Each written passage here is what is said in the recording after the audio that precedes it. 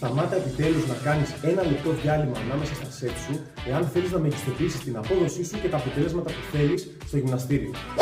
Αντίθετα, αυτό που πρέπει να κάνεις είναι να ξεκουράζεσαι τόσο ώστε να μπορείς να είσαι αποδοτικός στα σετ που ακολουθούν.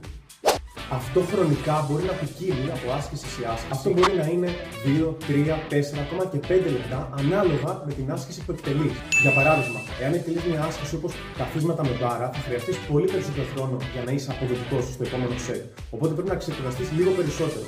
Εν αντίθεση, σε μια άσκηση όπως είναι η κάμψη των κεφάλων, το διάλειμμα που απαιτείται από σετ σε σετ για να είναι παραγωγικό και αποδοτικό μπορεί να είναι και πολύ μικρότερο. Επομένως, καταλαβαίνουμε πως δεν υπάρχει κάτι απόλυτο που πρέπει όλοι να ακολουθούμε και είναι το ίδιο. Για τον καθένα διαφέρει και ποικίλει ανάλογα με την άσκηση, την ένταση και το πόσο κουρασμένοι ή ξεκούραστοι είμαστε.